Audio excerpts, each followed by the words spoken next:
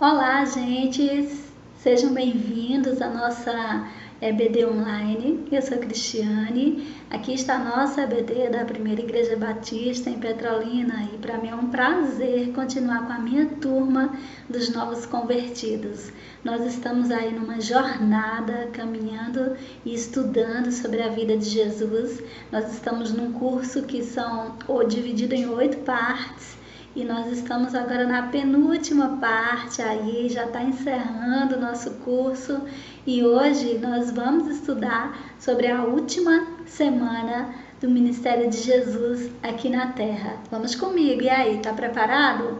Bom, a gente já conseguiu ver os 30 anos preparatórios da vida de Jesus, a gente já viu o início do Ministério de Jesus, nós já vimos o grande ministério de Jesus na Galileia, o ministério de Jesus na Judéia, também ali na Pérea, ele passou um tempo também na Pérea. A época das retiradas a gente viu, tá? E hoje a gente vai estar com a última semana de Jesus, tá bom? É um momento importante e eu gostaria de convidar você para estudar comigo. Abre sua Bíblia aí, nós estaremos vendo os evangelhos e assim, será um momento especial de estudo da palavra do Senhor.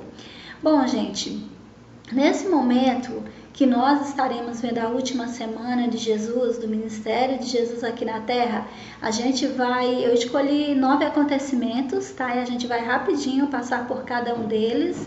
Então, a gente vai ver desde da sexta-feira, tá? Jesus chegando em Betânia. É muito legal você conseguir compreender essa última semana de Jesus, porque os 4 evangelistas trouxeram para a gente detalhadamente, cada um trazendo um detalhe interessante da última semana de Jesus aqui na Terra. Então Jesus veio para cumprir uma missão e ele está cumprindo essa missão, está encerrando aqui, tá, gente? E aí os evangelistas, com muito amor, inspirados por Deus, traz aí para a gente com detalhes tudo o que aconteceu na última semana do nosso mestre, ok? Então vamos lá. Primeiro a gente vai ver que antes de chegar a Páscoa, né? João, capítulo 12, de 1 a 11, você pode encontrar, pode pausar, pode fazer a leitura em casa, tá bom? Então, Jesus está em Betânia, tá? Jesus está chegando, eu deixei vocês na aula passada com Jesus lá na Pérea. Jesus está vindo, tá, para Jerusalém com os peregrinos. A Páscoa vai começar, tá? Então, 6 dias antes de começar a Páscoa, Jesus chega, mas ele fica em Betânia, onde morava Lázaro, o homem que havia ressuscitado dos mortos. Vocês lembram de Lázaro, irmão de Marta e de Maria? Então, Jesus não encontra um lugar para se acomodar e passar sua última semana em Jerusalém. Jesus fica na casa de um amigo chamado Lázaro, que ele mesmo ressuscitou. E Betânia fica a uma distância de 3 quilômetros aproximadamente de Jerusalém. Então, durante essa semana, a gente vai ver Jesus sempre de Betânia para Jerusalém, de Betânia para Jerusalém, tá ok? Então, a gente vai ver esse momento aí, a chegada de Jesus na sexta-feira, e ele simplesmente olha para Jerusalém. Vocês vão ver em todos os evangelhos, os sinóticos, Mateus, Marcos, Lucas, João também traz para a gente esse relato, tá? Então, ele vai para Betânia e fica lá, tá? Passa a noite lá com os discípulos, tá? E seus seguidores. A gente vai ver uma coisa bem interessante que você não pode perder, é que Jesus está na casa de amigos. Como é legal você poder receber e ter o privilégio de receber Jesus na sua casa. Que privilégio Marta, Maria e o Lázaro tiveram de poder hospedar Jesus durante a sua última semana aqui na Terra. Que legal, hein, gente? Bom, no sábado, sexta-feira, Jesus chega, ele fica ali em Betânia, tá? No sábado, ele é ungido. Sabe o que acontece, gente? Lázaro dá um jantar, eles dão um jantar para Jesus no sábado. Então Maria pegou um frasco de perfume caro, feito de essências de óleo aromático, ungiu os pés de Jesus e os enxugou com os cabelos. A casa se encheu com a fragrância do perfume. Essa história é muito legal, tá? E continua em João capítulo 12, de 1 a 11, tá? Jesus é ungido, era um costume, sabe? Ungir alguém para sepultura, após a morte, antes de enterrar o corpo, seria ungido, mas ninguém sabia qual atrocidade iria acontecer ali. Jesus ia ser espancado, Jesus iria para uma cruz, então Maria está antecedendo aí e está ungindo Jesus, tá? Para sua morte, que há alguns dias vai acontecer, tá? Então isso acontece no sábado. Jesus está na casa de Lázaro, tá? Lá em Betânia, tá, gente? Vocês não vão se confundir, Jesus já foi ungido um outro momento, mas aqui na última semana, Maria, irmã de Lázaro, está ungindo Jesus para sua morte, tá? Então tá preparando ele para a morte. Jesus agora está aí, você pode ver o texto. Judas fica meio chateado porque acha que é um desperdício. A Maria está derramando um perfume tão caro e está ali derramando aos pés de Jesus, secando com os cabelos. E o texto de João nos diz que Judas não estava nem um pingo interessado com os pobres, ele não estava preocupado porque estava desperdiçando e poderia dar esse valor para os pobres. Ele simplesmente estava preocupado porque ele era o tesoureiro e tudo que era colocado na bolsa ele poderia retirar alguma parte. Judas está preocupado porque ele não vai ter como retirar esse dinheiro, porque não terá esse valor. Todo esse valor foi derramado aos pés de Jesus. Maria está se derramando aos pés de Jesus e dizendo: tudo que eu tenho de mais valioso pertence a ti, Senhor, e eu vou ungir os teus pés. Que nós, como discípulos e discípulas de Jesus, possamos entregar a Ele tudo que temos de mais precioso. Esse é um sábado, o último sábado de Jesus aqui na terra, tá? Agora a gente vai continuar. Você pode ver que no domingo Jesus ele sai de Betânia. Você vai ver que é bem interessante, ele está sempre indo de Betânia a Jerusalém o tempo inteiro, tá?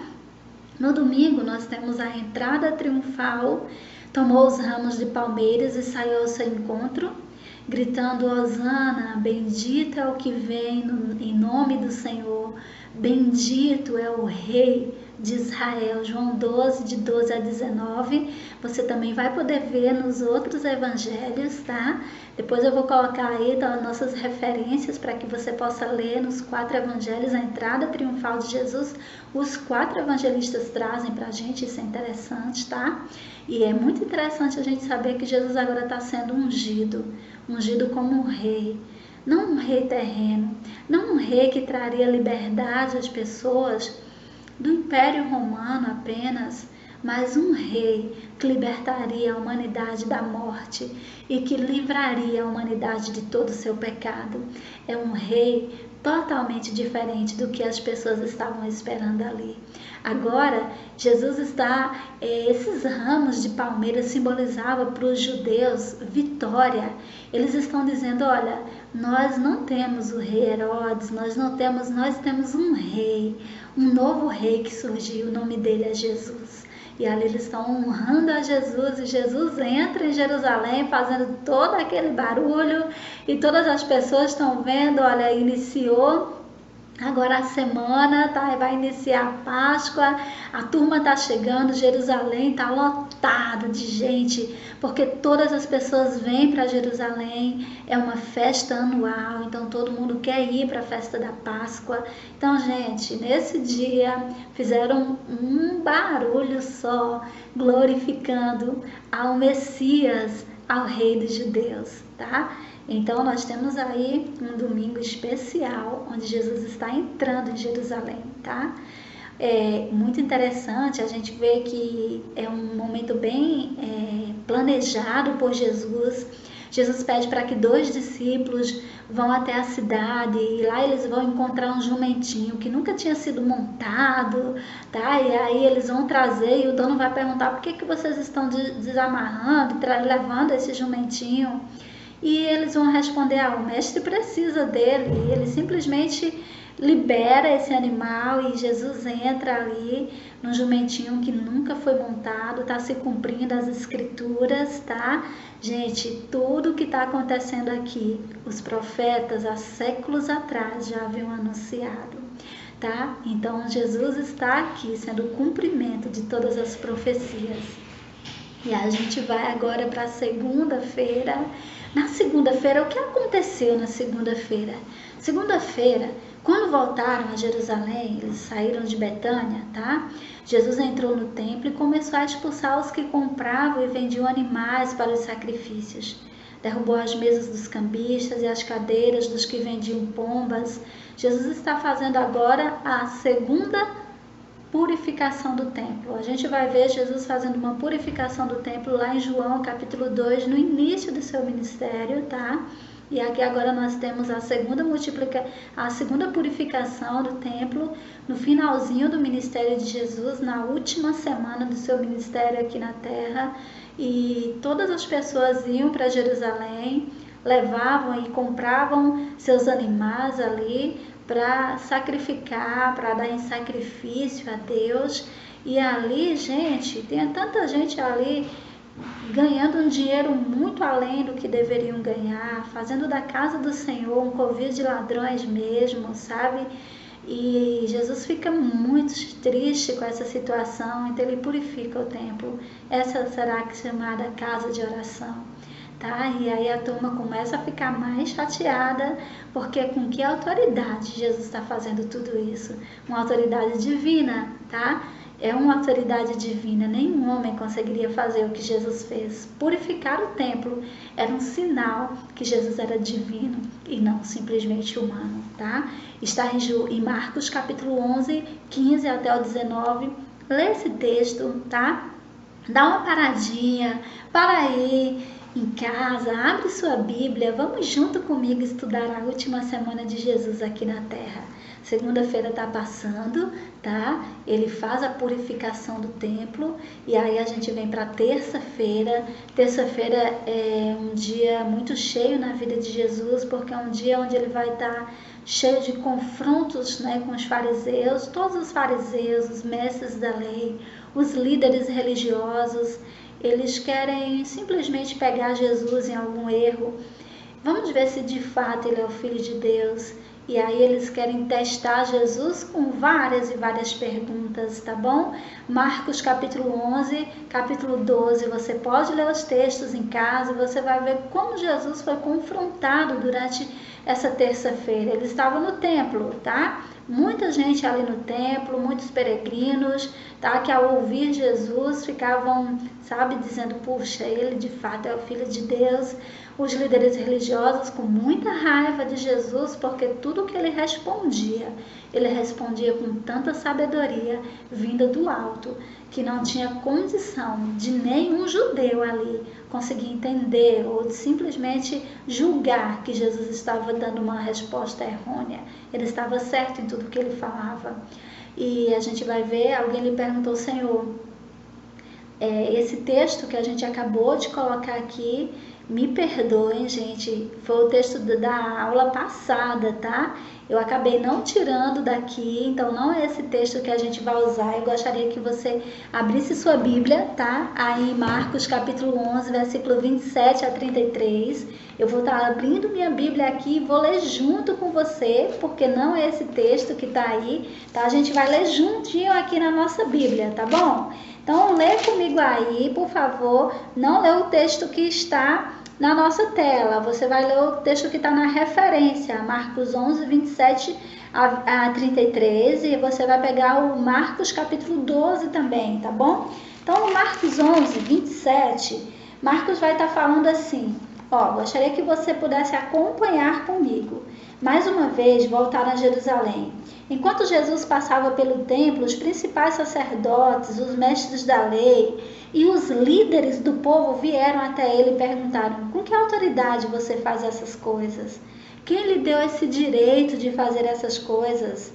Jesus respondeu, eu lhes direi com que autoridade faço essas coisas, se vocês me responderem a uma pergunta. Era muito legal que é um confronto. Todas as vezes que os líderes religiosos fazem uma pergunta, Jesus responde com uma outra pergunta e coloca eles numa saia justa, tá, gente? Aqui é um momento agora de confronto. Jesus não está pegando leve aqui com os fariseus, com os mestres da lei, com os líderes religiosos. Jesus está sendo aqui, ó, bem bravo aqui realmente com eles, tá bom? E aí eles estão fazendo essa pergunta referente à purificação do templo.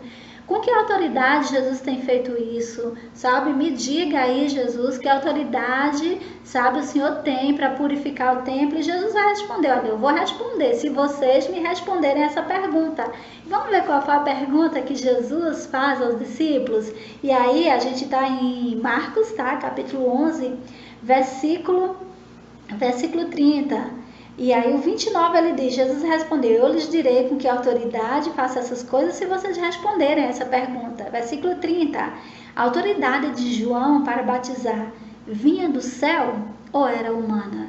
Essa era a pergunta de Jesus. Eles estavam confrontando Jesus contra a autoridade de Jesus, que autoridade o Senhor tem para purificar o templo, para fazer isso, e Jesus também agora está dizendo, olha, eu vou te responder, respondo sim a vocês. Mas primeiro me respondam, com que autoridade? O batismo de João. E aí Jesus vai lá para João, tá? O batismo de João, a autoridade de João para batizar vinha do céu? Era divina ou era humana? E, gente, respondam-me. E aí a turma ficou meio assim, receosa, porque ali tinha muita gente que foi batizado por João Batista no Jordão. E aí eles falaram, bom, se a gente falar que era humana, a turma vai cair em cima da gente, os judeus vão estar aqui, então ele vai dizer, olha, discutir uma questão entre si. Se dissermos que vinha do céu, ele perguntará, por que vocês não creram em João, se veio do céu? Mas se dissermos que é da terra, sim, tinha medo do que o povo faria com eles. E aí eles então ficaram calados e responderam a Jesus que não sabia, tá? E aí Jesus fala para eles, também não vou falar para vocês com que autoridade eu faço essas coisas, tá? E a gente vai continuar, muito legal. Aí depois Jesus vai falar sobre a parábola dos lavradores maus, tá? E aí no finalzinho, quando Jesus termina a parábola dos lavradores maus, os líderes religiosos queriam prender Jesus, pois perceberam que eram eles os lavradores maus, a que Jesus se referia.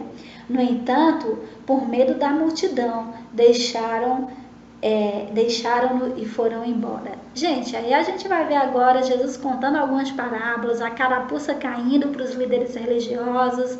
Eles querem matar Jesus, mas têm medo da multidão, tá? Então eles estão tramando aí de que forma eles vão fazer para matar Jesus, tá?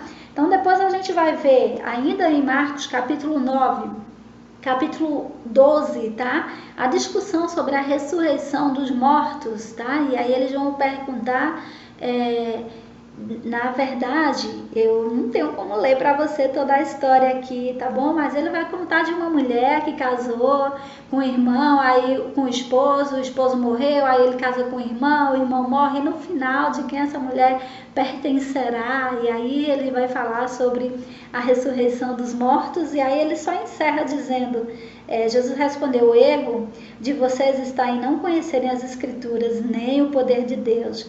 Pois quando os mortos ressuscitarem, não se casarão, nem se darão em casamento. Neste sentido, serão todos como anjos no céu. E a turma estava perguntando e preocupada ali, tá? E queriam saber se Jesus ia falar sobre ressurreição, porque uns acreditavam na ressurreição, outros não acreditavam, tá? E aí Jesus dá uma resposta dizendo, gente, vocês estão errando, porque vocês não conhecem as Escrituras e nem o poder de Deus. Se vocês conhecessem as Escrituras e o poder de Deus, saberia que no céu ninguém se casa e ninguém se dá em casamento, serão todos como anjos no céu. Que legal, né, gente? Mas olha, Jesus dá boas respostas a perguntas que foram tramadas, sabe? Eles tentaram de tudo condenar Jesus. Mas Jesus não foi pego em nenhuma pergunta aqui capciosa dos líderes religiosos. Jesus respondeu e respondeu tudo muito bem. tá? Então é um confronto com os fariseus e líderes religiosos na terça-feira. Você pode ler o capítulo 11, 12 em casa e você vai ver todas as questões, né, que os fariseus colocaram para Jesus e como Jesus se saiu em cada uma dessas perguntas, tá bom, gente? Mas vamos continuar, senão a gente vai uma aula, não vai demorar demais aqui, tá bom? Depois desse confronto, tá? Nós temos a quarta-feira e eu fiz questão de não colocar nada aí, porque nessa quarta-feira é a quarta-feira de silêncio. A Bíblia não nos fala nada sobre Jesus, se ele foi para Jerusalém, se ele permaneceu em Betânia, tá? A única coisa que nós sabemos nessa quarta-feira é que todos os líderes religiosos, os fariseus, os saduceus, estavam se reunindo para tramar como poderiam matar Jesus, tá? Então aí, gente, é uma trama, tá?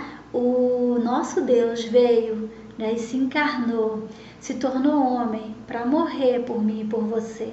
E a quarta-feira, a última quarta-feira de Jesus aqui na Terra como homem, né? E a gente vai pensar assim, eu não sei, é a quarta de silêncio. Vamos ver o que aconteceu na quinta-feira? Vamos lá? Então, gente, na quinta-feira nós temos agora a última, né, semana de Jesus, a última quinta-feira dele aqui, e nós vamos ver a última ceia também, a preparação da Páscoa, tá bom? Então, no primeiro dia da festa dos pães sem fermento, quando o cordeiro pascal era sacrificado, os discípulos de Jesus perguntaram onde quer que lhe preparemos a refeição da Páscoa. Marcos capítulo 14, versículo 12 a 26. Gente, estou usando a nossa Bíblia, a nova versão transformadora, tá bom? Então você pode usar uma outra versão, não sei qual é a versão que você está usando em casa, mas eu estou usando a NVT, a nova versão transformadora, para os textos que estou usando, tá bom? Então a gente vai ver aqui, nessa última ceia, os discípulos estão preocupados. Onde é que a gente vai passar a última ceia, tá? Como a gente vai fazer a nossa Páscoa, tá? E era costume dos judeus que as famílias se reuniam, tá? A Páscoa era uma festa onde as pessoas comemoravam a libertação do povo de Deus do Egito, quando Deus libertou o povo com sua força e seu grande poder do Egito. E ali estava Jesus agora comemorando a última Páscoa dele aqui na terra, e ali os discípulos estavam preocupados sem saber onde iriam. Jesus diz, olha, mais uma vez, do mesmo jeito que Jesus planeja, tá? A entrada triunfal dele, pedindo para que os discípulos vão, encontrem um jumentinho, agora eles vão lá pedir para que Jesus encontre outra pessoa que vai estar com vaso na cabeça, tá? E aí ele vai pedir para esse homem perguntar onde é o lugar que será preparado a ceia do Senhor. E aí então o homem leva eles a uma sala bem grande, tá? E ali naquela sala grande os discípulos preparam a ceia do Senhor. É o último momento aqui que os discípulos vão sentar e vão cear com Jesus, tá? E é muito legal a gente saber que está todos ali, os 12 discípulos estão ali, estão prontos para cear, e você pode ver o que aconteceu. É nesse momento aí que Jesus revela que um deles trairia Jesus, tá? E aí fica aquela tristeza ali, um pergunta, mas quem? Será que sou eu, Senhor? E ele vai dizer, olha, aquele que põe a mão comigo no pão, ele me trairá. É muito interessante esse texto. Lê em casa para que você possa entender melhor, tá? Marcos capítulo 14, 12 a 26. Bem interessante, você vai ver aí o último momento de Jesus com os discípulos, né? Eles cantam, eles comem, e Jesus agora fala para todos que um deles o trairá. Que notícia triste para os discípulos que estão ali, para aqueles 11 discípulos que foram fiéis a Jesus até o fim, e saber que entre eles, um deles, um que andava com Jesus, que comeu com Jesus, que viu Jesus curar e fazer tantos milagres, um que sentiu o amor de Jesus de perto, um seria o traidor de Jesus. Estava na mesa comendo com ele. Esse é um momento triste para os discípulos, tá? Essa aí foi a última ceia. E aí a quinta-feira, tá bom, gente? E aí a gente está chegando ao fim da última semana de Jesus, na sexta-feira. O que é que acontece aí, tá? Então, na quinta-feira, após a ceia, vocês vão lembrar que Jesus vai para o Getsemane. E lá no Getsemane, Jesus começa a chorar. E aí ele diz: Pai, se possível, passa de mim esse cálice, mas contudo que seja feito segundo a tua vontade. Enquanto Jesus está ali no Getsemane, tá? Jesus está ali pensando: puxa, já já eu vou morrer. Jesus não está ali agoniado porque vai morrer, porque Jesus sabia desde o início que veio para morrer. Ele sabia que era a sua missão, mas Jesus está ali em agonia porque ele sabia que em um momento, determinado momento, ele ficaria longe do Pai. Ele carregaria sobre si os nossos pecados. Ele estaria em pecado.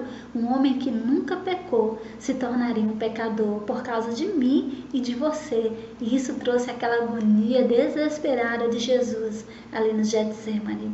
Ali no Getsemane a gente vai ver lá dentro os principais sacerdotes e todos o conselho dos líderes do povo tentavam sem sucesso encontrar provas contra Jesus para que pudessem condená-lo à morte. É interessante você perceber que no Getsemane, não é? Enquanto Jesus orava, ele ora, vai lá 3 vezes, Pedro, Tiago e João dormem, vocês conhecem a história, pode ler com a gente depois, tá?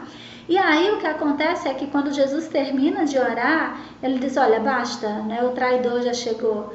E aí Judas, ele chega, ele beija Jesus e ele entrega Jesus. Naquele momento ali, não são romanos que prenderam Jesus, são os líderes religiosos, são os soldados do templo que vão lá e prendem Jesus. E levam Jesus agora para ser julgado, porque eles querem crucificar Jesus. Eu quero dizer para vocês, gente, que foram os principais sacerdotes, que foram o Sinédrio, sacerdotes ali, junto com 70 pessoas. Um Sinédrio era formado por 70 pessoas, era um conselho formado por 70 pessoas que estavam ali, tramando a morte de Jesus. Eles queriam simplesmente condenar Jesus. Mas condenar Jesus a quê? Um homem que nunca pecou. Condenar Jesus porque curou enfermos. Condenar Jesus porque Jesus fez cegos enxergar, aleijados andar. Condenar Jesus porque ele purificou o templo. Condenar Jesus porque ele multiplicou pães e peixes. Por que eles condenariam Jesus? Ah, queridos, a condenação de Jesus foi uma condenação injusta. Jesus foi caído numa trama aqui, tá? Os judeus não tinham nada que acusar Jesus. Então eles fizeram de tudo para condenar Jesus, tá? Estamos em Marcos capítulo 14, Marcos 15 também, você vai poder ver. Primeiro Jesus é levado à casa de Anás, tá? O sumo sacerdote. Depois ele é levado lá para o Sinédrio, né? Com Caifás, tá? Caifás rasga as vestes porque Jesus fala que, olha, eles verão um dia Jesus vindo em glória, tá? E aí ele fica muito chateado e ele diz: para que agora nós queremos mais testemunhas? É uma blasfêmia. E condenam Jesus ali. Os líderes religiosos, eles não poderiam condenar ninguém à morte. Só quem poderia dar a carta final seriam os romanos. Então, por isso, queridos, que o julgamento de Jesus primeiro é feito ali no Sinédrio, porque eles querem condenar Jesus e eles condenam na questão religiosa. Então, eles dizem que Jesus blasfemou, que Jesus se diz ser Deus. Não estão aqui condenando Jesus porque acham que Jesus foi o Messias. Ah, não, de jeito nenhum. Muitas pessoas já disseram que era o Messias na época e isso não levava ninguém a ser condenado. Mas Jesus estava dizendo que ele era divino. Isso sim trouxe essa tristeza e trouxe esse ódio dos fariseus, porque Jesus não podia ser divino. Para eles, Jesus era apenas um homem, um nazareno que se levanta de Nazaré e agora diz que é divino. Então, Jesus é condenado no Sinédrio e Jesus também é levado, agora depois é levado a Pilatos, tá? E Jesus vai ser levado agora aos líderes romanos. E aí, depois que é levado a Pilatos, Pilatos não encontra nada que possa condenar Jesus, tá? Ah, e vai levar ainda para Pôncio Pilatos? Ah, não encontrou nada. Por que condenar esse homem? Mas aí, depois, sabe o que acontece? Pilatos lava as mãos porque o povo quer matar Jesus. O povo quer a morte de Jesus e quer ver ele crucificado. Não todo o povo, tinha um povo que amava Jesus ali, mas os líderes religiosos não queriam em nenhum momento que Jesus vivesse. Gente, Jesus foi julgado e crucificado na sexta-feira. Ele é julgado, né? Na quinta-feira à noite, ele é levado para o Sinédrio, ele fica ali, ele é condenado pelos líderes religiosos. A sexta-feira, Jesus vai para Pilatos, vai para os líderes romanos, e na sexta-feira mesmo, Jesus é crucificado, tá? Jesus passa toda a sexta-feira, né, nesse julgamento e crucificação, e o sábado, Jesus fica no sepulcro. Tudo isso aconteceu na sexta-feira, o dia da preparação, antes do sábado. Queridos, na sexta-feira, às 3 horas da tarde, Jesus Cristo dá o seu último brado, tá? E ele ainda pede: Pai, perdoa-os porque eles não sabem o que fazem. Deus, agora o Deus encarnado, cumpre a sua missão, vai para a cruz. Jesus foi para a cruz por amor a mim e a você. No sábado é o sábado mais triste para os judeus, para os seguidores de Jesus, para os discípulos, para Maria, para as mulheres que acompanharam o ministério de Jesus, para aqueles 70 seguidores de Jesus. É um sábado que eles acham que nada mais vai acontecer, porque o seu rei está morto, o seu rei está no sepulcro. Mas olha, próxima aula a gente vai ver que a história de Jesus não encerra aí. Próxima aula a gente vai ver que Jesus não fica nesse sepulcro. Na próxima aula, comigo aí, eu quero você comigo na ressurreição de Jesus. Essa será a nossa próxima aula. Que Deus abençoe sua vida, meu querido, e que você possa entender que Jesus, ele foi morto, ele foi julgado como inocente, mas mesmo assim foi condenado injustamente por amor a mim e a você. Ele levou sobre si os nossos pecados. O castigo que eu e você merecíamos, foi sobre Jesus. Enquanto ele estava na cruz, ele estava tomando o meu lugar. Não era Jesus que deveria ir para a cruz, era eu e você. Mas ele morreu por mim e por você. Mas ele ressuscitou. Isso é o que nós veremos na nossa próxima aula. Fique comigo, gente. Em próxima aula a gente vai ver um momento especial onde Jesus ressuscita e tudo mais que acontece após a ressurreição. Que Deus te abençoe em nome de Jesus. Amém.